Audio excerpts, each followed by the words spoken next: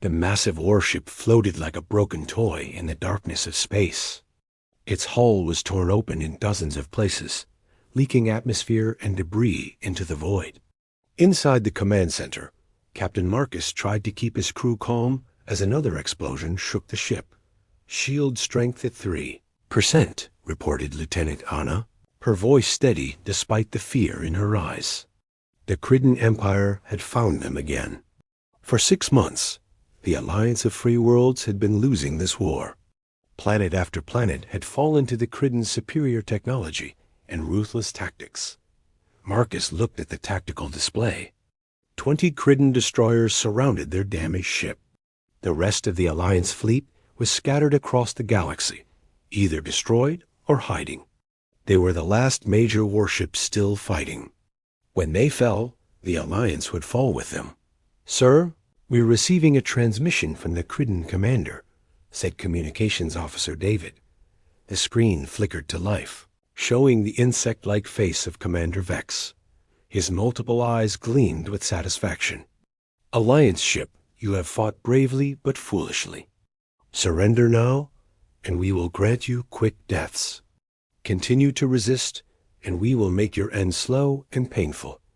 Marcus stood tall, even though his uniform was torn and bloodied. "The Alliance does not surrender to tyrants." Vex made a clicking sound that might have been laughter. "Then you will watch as we destroy every world that dared oppose us. Starting with your precious colony worlds." The transmission ended. Anna turned to Marcus with desperation in her voice. "Captain, what do we do? Our weapons are offline. Engines are failing. We can't fight 20 ships."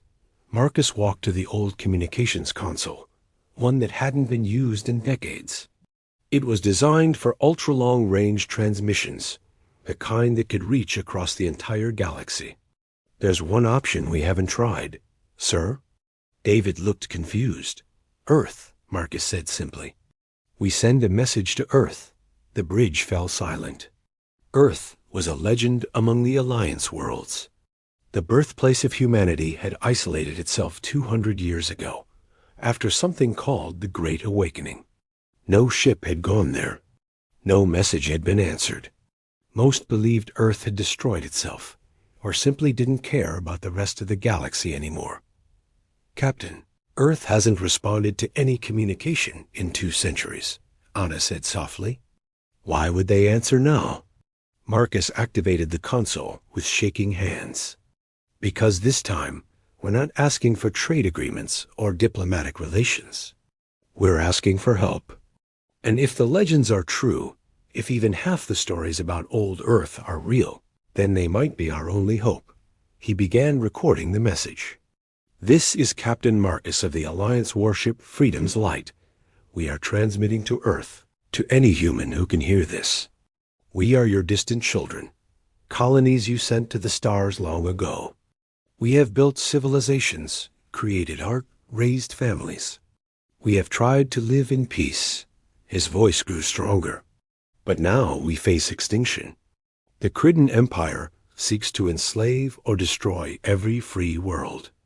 We have fought with everything we have, but it's not enough. Our fleet is broken. Our worlds burn. In a matter of days, maybe hours, the last free humans in the galaxy will be gone." Marcus paused, choosing his final words carefully. "Earth, we know you chose isolation. We know you have your reasons. But we are still human. We still carry your DNA, your dreams, your hope for the future. If there is any mercy left in you, any memory of what it means to be human, please help us. This is our last call. Please answer." He sent the message, knowing it would take hours to reach Earth, if it reached Earth at all. The Cridden ships were moving closer, preparing for the final attack. "Now we wait," Marcus said. "For how long?" Anna asked. "For as long as we can." As the Cridden weapons powered up, the crew of Freedom's Light stood at their posts, ready to face the end with dignity. They had made their last desperate call into the darkness. They could only hope that somewhere, across the vast ocean of stars, Earth was listening. The message traveled through space like a whisper in a storm. It passed dead planets and empty void, racing toward a blue world that had been silent for 200 years. When it finally reached Earth's orbital defense station, alarms that hadn't sounded in decades suddenly came to life. Commander James sat up straight in his chair. The monitoring station was usually the quietest post in Earth's defense network. Nothing ever happened here. Earth had cut itself off from the galaxy long ago, and the galaxy had learned to leave Earth alone. "Sir, we're receiving a distress signal," said Officer Lessa, her fingers dancing across her console. "It's using the old Alliance frequency." James frowned. "Play it." Captain Marcus's desperate voice filled the command center. James listened to every word, his expression growing more serious with each passing second. When the message ended, the room was silent. "Send this to the High Council immediately," James ordered. Priority 1. Within an hour, Earth's High Council had gathered in the great chamber beneath Mount Fuji. The 12 members sat in a circle, their faces illuminated by holographic displays showing the message and tactical data about the situation in Alliance space. "We chose isolation for a reason," said Council Member Robert. "The galaxy was full of war and conflict. We needed time to evolve, to become better. And we have," argued Admiral Kate, the youngest member of the Council at 90 years old, though she looked no older than 40, thanks to Earth's medical advances. "We've spent 2 centuries preparing. Our technology has advanced beyond anything the galaxy has seen. Our people are united. We've eliminated poverty, disease, and internal conflict. Then why risk it all now?" Asked Council Member Maria. Kate stood, her voice passionate. "Because they're human. They're our children, sent to the stars with hope and dreams. Now they're calling for help. If we don't answer, if we let them die while we hide behind our shields, then what was the point of becoming better?"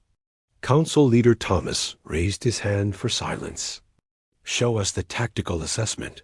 The AI system, called Guardian, projected a 3-dimensional map of the galaxy. Red dots showed Cridden positions. Blue dots, growing fewer by the hour, showed Alliance forces. "The Alliance will fall within 72 hours without intervention," Guardian reported in its calm, artificial voice. "The Cridden Empire will then control 60% of the inhabited galaxy." "And our fleet status?" Thomas asked. 500 warships ready for immediate deployment," Guardian responded. "Each vessel is equipped with our latest technology: gravity drives, quantum shields, particle beam arrays, and regenerative hull systems. One Earthship equals approximately 50 current-generation galactic vessels in combat. Effectiveness." The Council members looked at each other. 200 years ago, Earth had turned inward after the Great Awakening, a moment when humanity collectively decided to stop fighting each other and start building together. They had created wonders, cities that floated in the clouds, medical technology that extended life to 300 years, and weapons powerful enough to crack moons. But they had also made a promise. Earth's power would only be used for defense, never for conquest. "This isn't conquest," Kate said, reading the hesitation in their faces. "This is protection. This is what we've been preparing for." Council Member Roberts sighed. "If we reveal ourselves now, we can never go back to isolation." "Maybe it's time," Kate replied. "Maybe isolation was never meant to be forever. It was meant to last until we were ready. And look at us, we are ready." Thomas called for a vote. One by one, hands rose. 8 in favor, 4 against. The decision was made. "Admiral Kate," Thomas said formally, "you will lead the first response fleet, 100 ships. Rescue the Alliance vessel, stop the Cridden advance, and establish Earth's position in galactic affairs." Kate saluted. "Yes, sir." Within minutes, alarms sounded across Luna Base. Massive hangar doors, sealed for generations, slowly opened. Ships the size of cities began to power up, their hulls gleaming with energy fields that bent light itself. Thousands of crew members, enhanced with genetic modifications and neural implants, took their positions. In her flagship's command center, Kate looked at the stars. Guardian, calculate jump coordinates for the Alliance ship's last position. Coordinates calculated. Fleet ready for departure in T-minus 10 minutes. Kate opened a channel to all ships. Today, we end our silence. Today, we remind the galaxy that humanity stands together. All ships, prepare for jump. The Earth fleet, sleeping giants finally awakened, prepared to change the galaxy forever. Asterisk. Commander Vex clicked his mandibles in satisfaction. The Alliance ship was minutes from destruction. His 20 destroyers had formed a perfect killing circle, their weapons charging for the final blow. Begin the countdown, he ordered. Let them know exactly how long they have left. On the Freedom's Light, Captain Marcus stood with his remaining crew. Only 30 of them were left standing. The rest were either dead or in the medical bay. Anna held her position at the weapons console, even though all systems were offline. David kept the communications open, hoping against hope for a response from Earth. Cridden vessels are charging main weapons, Anna reported. Impact in 3 minutes. Marcus closed his eyes. They had tried. They had sent their message into the void, but Earth had remained silent. Perhaps the stories were just myths. Perhaps Earth had truly abandoned them. Sir? David shouted suddenly. I'm detecting massive gravitational distortions. Something's coming. Space itself began to bend and twist. Where there had been empty void, reality started to tear like fabric. Brilliant white light poured through the tears, and then, impossibly, ships began to emerge. But these weren't just ships. They were monuments to human engineering, each one 3 kilometers long, their hulls smooth and pearl white, covered in geometric patterns that seemed to shift and move. One by one they appeared, until 100 Earth vessels hung in space, surrounding both the Alliance ship and the Cridden fleet. The Bridge of Freedom's Light erupted in chaos. Crew members were crying, laughing, falling to their knees. Earth had answered. Admiral Kate's face appeared on every screen in the sector, her voice calm but carrying absolute authority. Cridden vessels, this is Admiral Kate of the Earth Defense Fleet.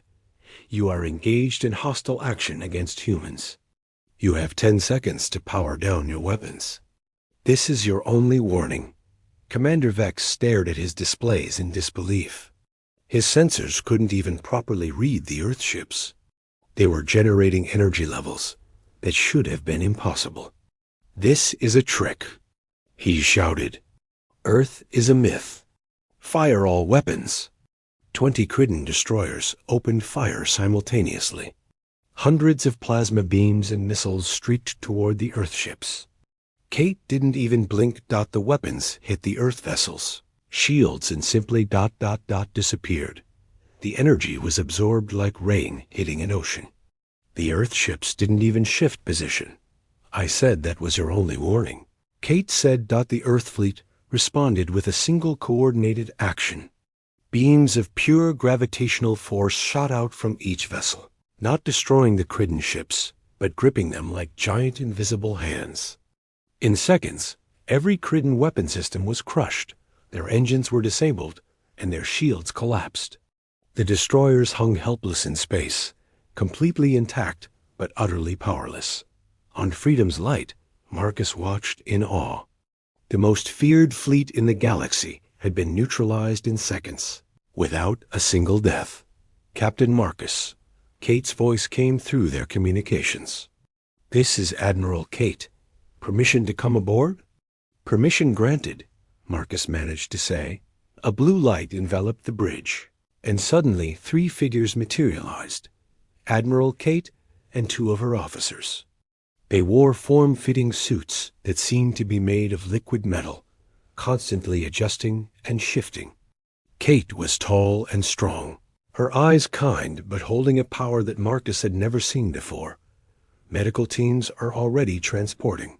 To your ship," she said.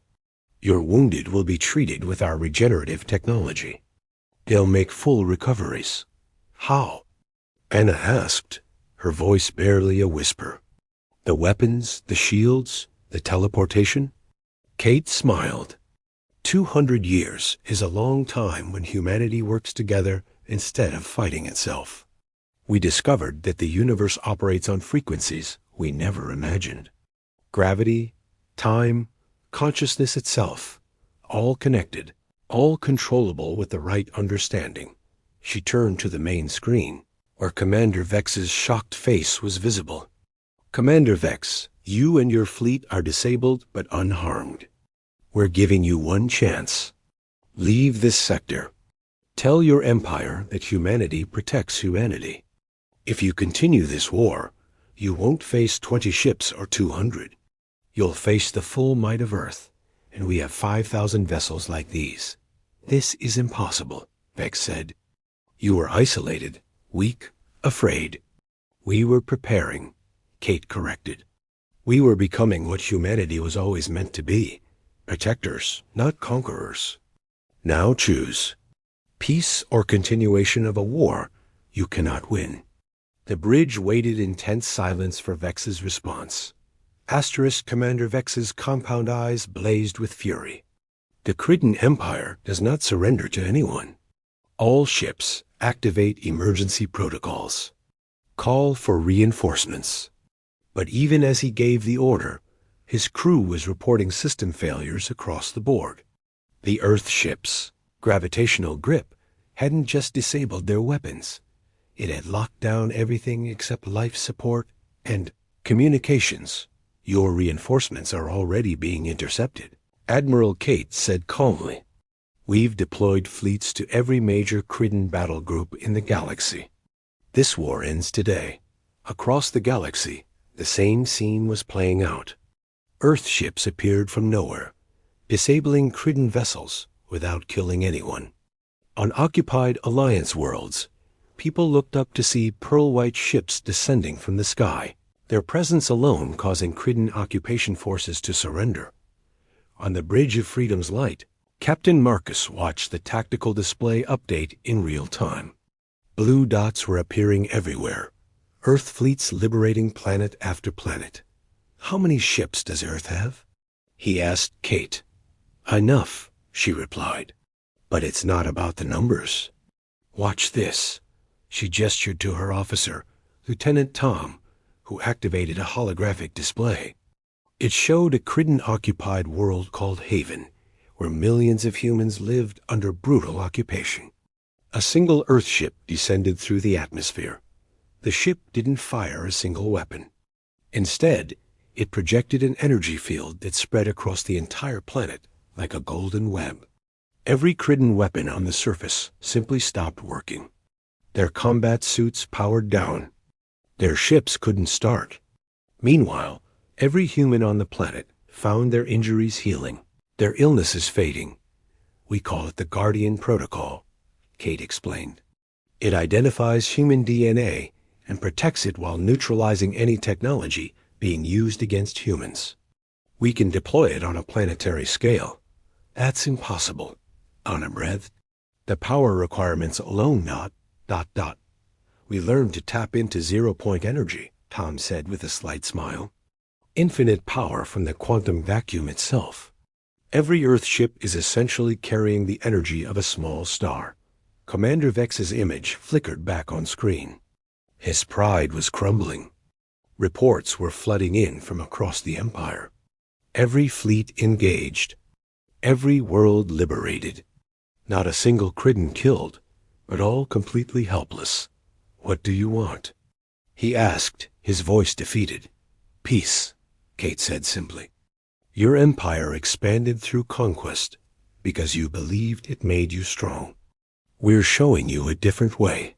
Strength through unity. Power through protection, not domination." She transmitted a document to his ship. "This is the Galactic Protection Treaty. Sign it, and the Cridden Empire becomes part of the galactic community. Your technology will be restored, but modified to prevent it from being used for conquest. Your worlds remain yours, but the worlds you conquered will be freed. You'll have access to our medical technology, our agricultural systems, everything needed for your people to thrive. And if we refuse, then you'll be relocated to a single system, your technology permanently disabled, and you'll be left to develop naturally until you're ready to join the community peacefully. It might take centuries. Marcus stepped forward.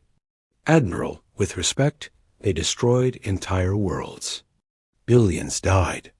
How can you offer them mercy? Kate turned to him, her expression sad but determined. Because the cycle has to end somewhere, Captain. Revenge creates more revenge. Hatred breeds more hatred. We spent 200 years learning this lesson. We could destroy them, yes, but then we'd become them. And all our preparation, all our advancement, would mean nothing. She looked back at Vex. Your people follow strength, Commander. Show them the strength to choose peace. The bridge was silent for long moments. Then, slowly, Vex lowered his head. Send the treaty. I will sign. Cheers erupted on Freedom's light. Across the galaxy, the news spread like wildfire. The Cridden Empire, the unstoppable force that had terrorized the galaxy, had surrendered without Earth firing a single lethal shot. But Kate wasn't celebrating. She was already looking at the next phase. Guardian, she said to the AI system, begin Phase 2. Deploy reconstruction fleets to all damaged worlds. Medical stations to every populated system. We have a galaxy to rebuild. Acknowledged, Guardian responded. Estimated time to full reconstruction, 6 months. Marcus shook his head in amazement. 6 months to rebuild what took decades to destroy? We've had 200 years to prepare, Captain, Kate reminded him. We knew that someday humanity would need us. We just didn't know when. She looked out at the stars, where hundreds more Earthships were arriving. The real work begins now. Not conquest, but healing. Not domination, but unity. 6 months had passed since Earth's return. Captain Marcus stood on the observation deck of New Geneva Station, the massive structure that now served as the center for galactic governance. Through the transparent walls, he could see ships from every species in the galaxy docked alongside each other. Cridden vessels flew next to Alliance ships, both designs now modified with Earth's enhancement technology. Hard to believe, isn't it? Admiral, Kate said, joining him at the window. Marcus nodded. 6 months ago, we were hours from extinction. Now look at this. The transformation had been remarkable. Earth's reconstruction fleets had worked miracles. Dead worlds bloomed with life again, their ecosystems restored by terraforming technology that compressed centuries of growth into weeks. Cities destroyed by war were rebuilt, not just restored, but improved with clean energy, perfect recycling systems, and medical centers that could cure any disease. The Criddens have been the biggest surprise, Marcus said. I never thought they'd adapt to peace. Kate smiled. They're warriors at heart. We just gave them a different battle to fight. The battle against suffering, against poverty, against disease. Commander, Vex is now leading the disaster response fleet. His people's discipline and strength make them excellent rescue workers. The door opened, and Vex himself entered. His appearance had changed dramatically. Where once his armor bore weapons and marks of conquest, it now carried medical supplies and rescue equipment. The transformation went deeper than appearance. His entire bearing had changed from conqueror to protector.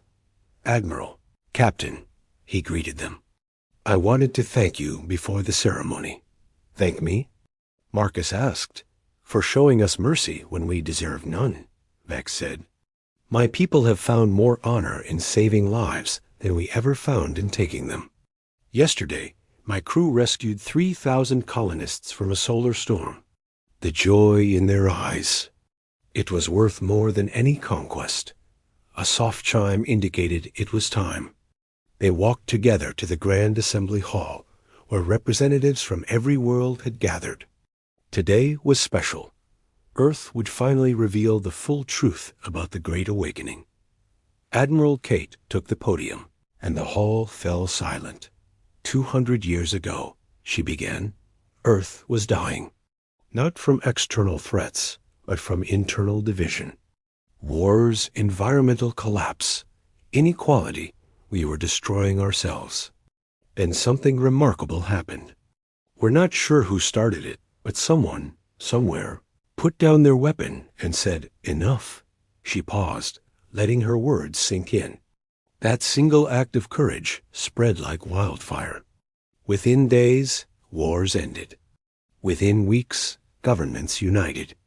Within months, humanity on Earth worked as one.